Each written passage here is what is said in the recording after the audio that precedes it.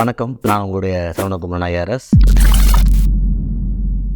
கடைசி விவசாயி ஒரு படம் ரொம்ப அருமையாக வந்தது. அந்த கடைசி விவசாயி எவ்வளோ நம்பிக்கையாக விவசாயம் பண்ணுவார் அப்படின்னு அந்த படத்தில் ஒரு கருத்து இருந்தது. கடைசி விவசாயியை அப்படிங்கிற தீமை நானும் நம்புகிறேன். ஏன் நம்புகிறேன்னா, நாங்கள் பிறந்து வளர்ந்த கிராமத்தில் நாங்கள் இருந்த போதெல்லாம் ஒரு 90% விவசாயத்தில் எல்லோரும் இருந்தாங்க. 90% விவசாயம் தான்.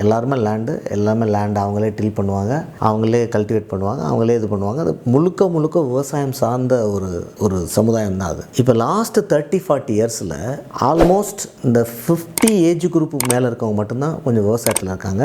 இன்றைக்கி நடந்துக்கிட்டு இருக்கிற விவசாயம் தான் அவங்களால நடந்துகிட்ருக்கு. லெஸ் தென் 50ல் ஒரு 15-20% தான் அதில் ஆக்டிவாக இருக்காங்க. அதுவுமே வேறு வழி இல்லாமல் இருக்காங்க. அவங்க ஹாப்பியாலாம் இல்லை, என்ஜாய் பண்ணி இல்லை, ஒரு பெரிய கேரியரு நான் அப்படியே கிடச்சிருச்சு நான் கலக்கிறேன் அப்படிலாம் இல்லை. வேறு வழி இல்லை, ஏதோ ஒரு வேலையை பார்த்து அங்கே இருக்குன்ட்டு.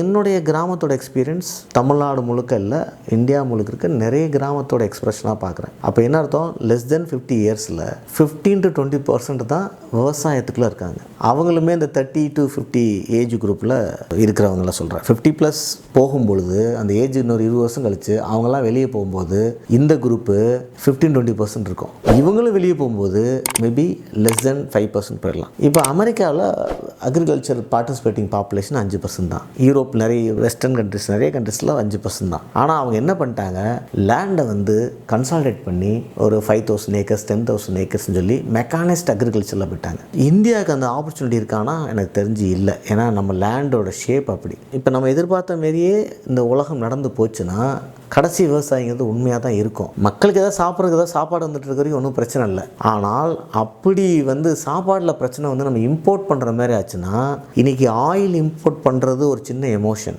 ஆனால் ஃபுட்டை இம்போர்ட் பண்ண ஆரம்பிக்கிறது மிகப்பெரிய எமோஷனாக இருக்கும், மிகப்பெரிய பிரச்சனையாக இருக்கும். நம்ம மேலே கோவத்தில் ஆயிலை நிப்பாட்டானா பிரச்சனை இல்லை, ரைஸையும் வீட்டையும் நிப்பாட்டுறேன்னு யாராச்சும் சொன்னா பண்ணுறது. ஸோ இந்த ஸ்ட்ரக்சரல் சேஞ்சுக்கு நம்ம எப்படி ரெடியாக போகிறோங்கிறது ரொம்ப முக்கியமாக யோசிக்க வேண்டிய விஷயம். மெயினாக நம்மகிட்ட இருக்கிற சாலிடான எவிடன்ஸ் 30-50 ஏஜ் பாப்புலேஷனில் 10-15% விவசாயத்தில் இருக்காங்கிற உண்மையை நாம் உணர்ந்து கொள்ள வேண்டும்.